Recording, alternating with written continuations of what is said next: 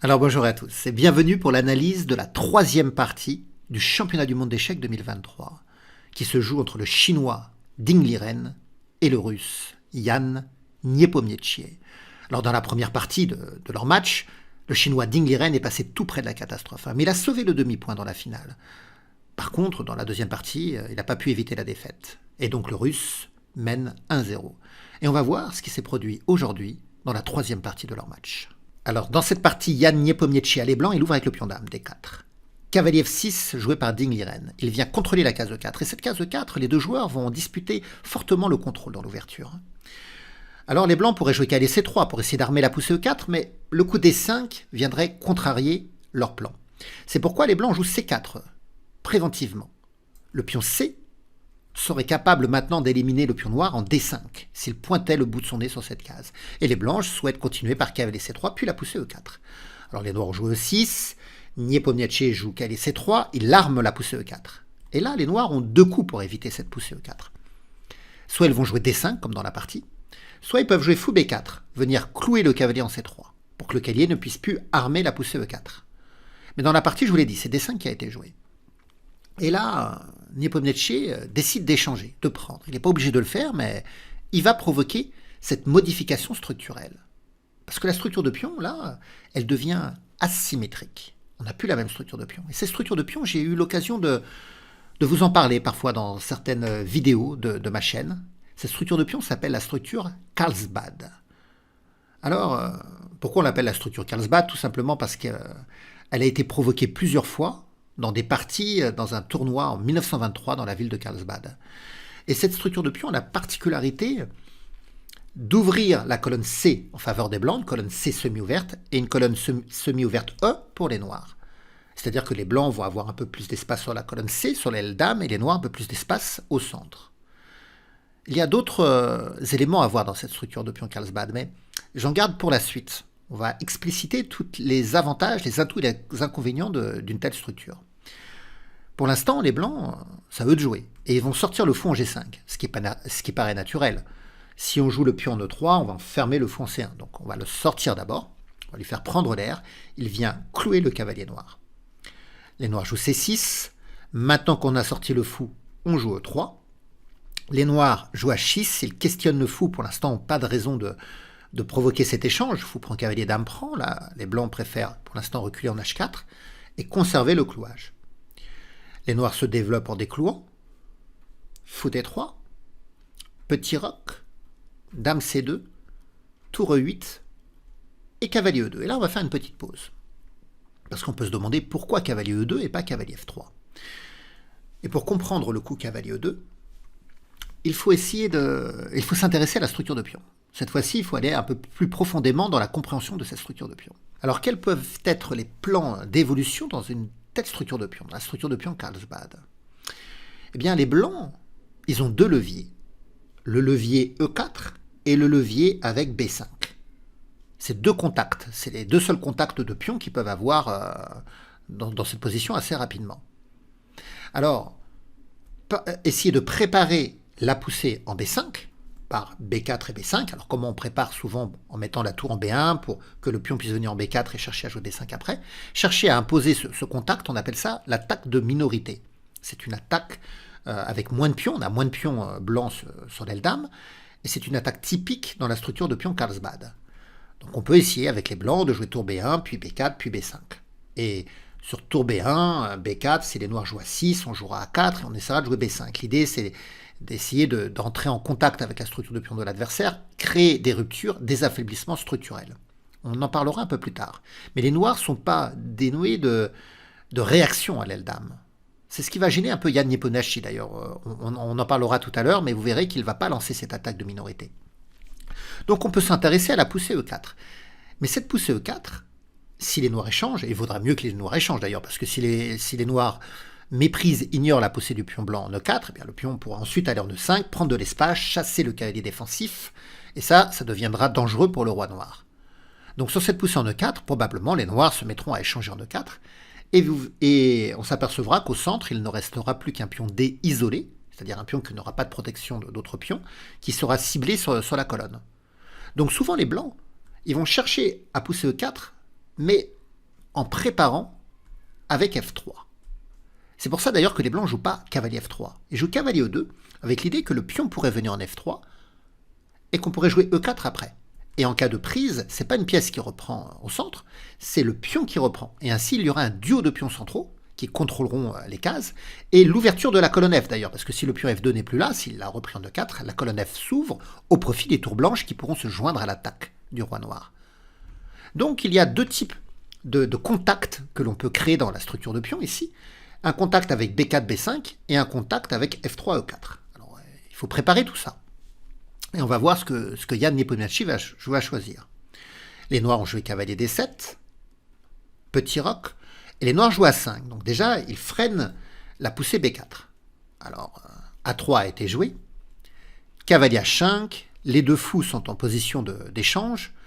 Si le fou vient en G3, il pourrait être éliminé par le cavalier. Donc là, il y a eu un échange, fou prend, dame prend.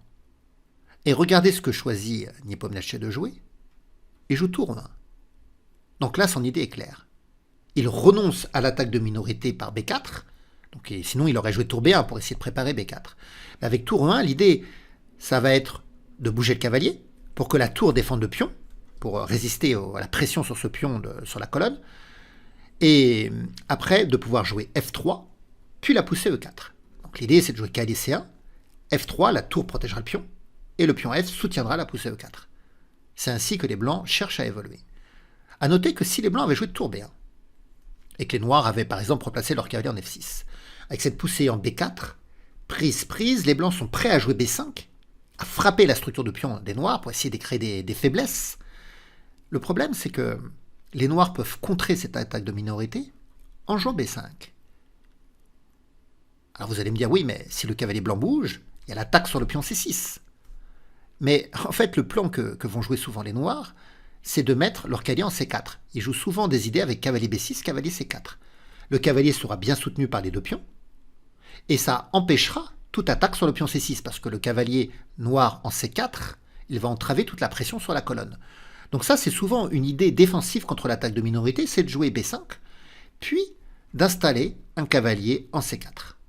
Et puis, si le cavalier blanc bouge, le pion est en danger parce que la dame presse, la tour défend, mais dès que le cavalier C3 essaye de manœuvrer, la tour a accès à la case A4 et elle peut se joindre à l'attaque du pion B4.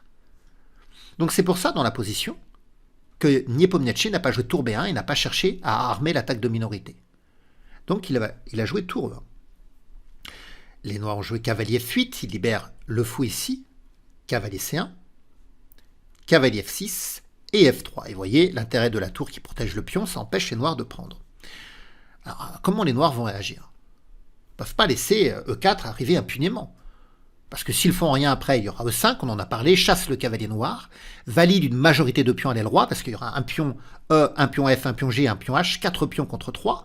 Et donc, si on laisse les blancs jouer E4, E5, après il y aura F4, F5, il y aura une masse de pions qui va annexer l'espace, refouler les pièces noires et permettre une attaque en règle contre le roi noir. Et sur cette poussée E4, si les noirs prennent, on reprend le duo de pions, l'ouverture de la colonne F, le pion E qui peut jouer E5 pour déloger le cavalier. Et puis quand vous avez le pion blanc en E5, le cavalier C3 peut aussi rejoindre la case E4 et nourrir l'attaque contre le roi noir. Donc les noirs, ils doivent réagir.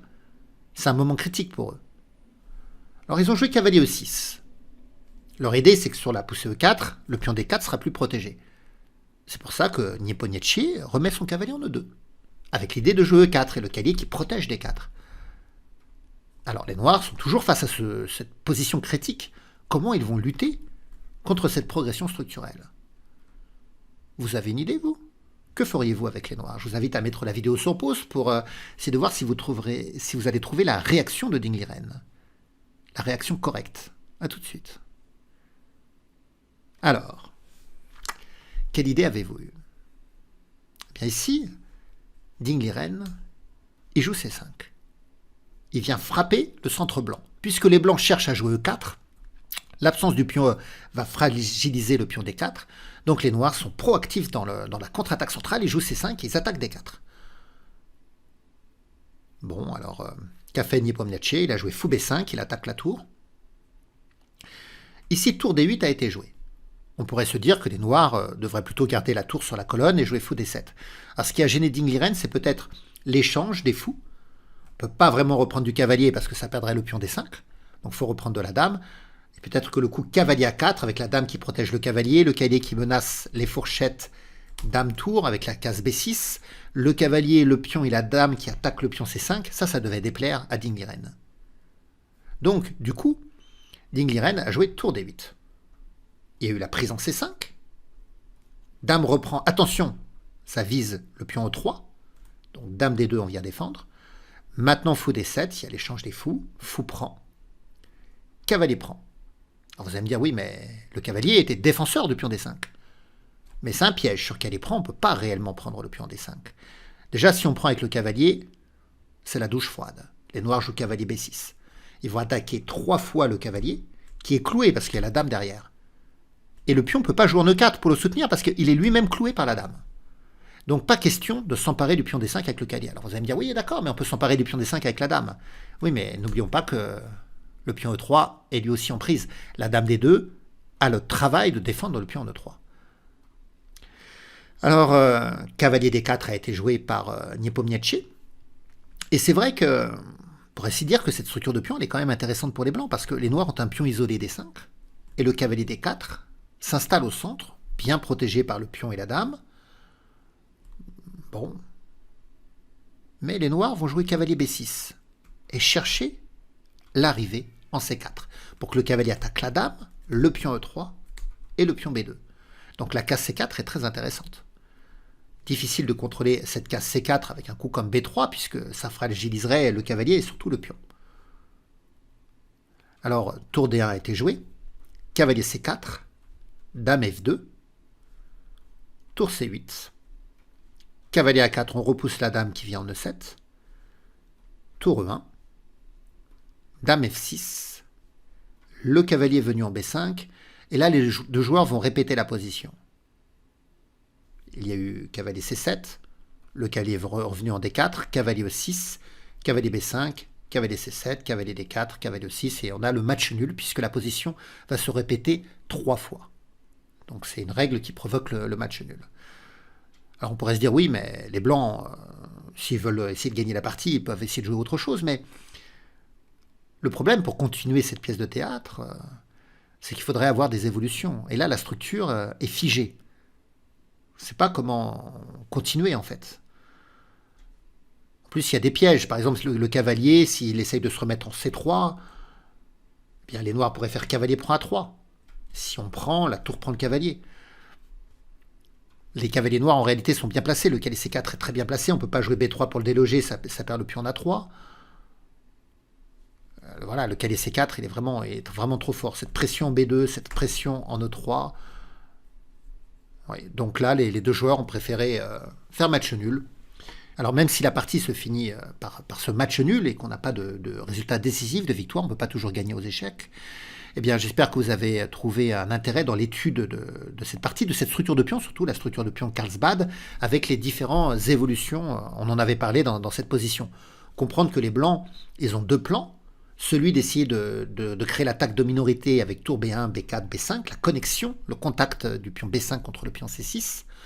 Et le deuxième plan, c'est de consister à appuyer la poussée E4 avec la mobilisation du pion F. C'est-à-dire de faire petit roc ou grand roc, puis après jouer F3 à E4. Et essayer de progresser au centre.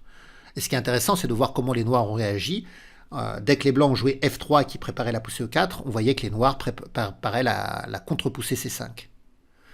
Voilà, donc vous pouvez me laisser des commentaires, des pouces, et on se retrouve demain pour de nouvelles aventures. Au revoir à tous!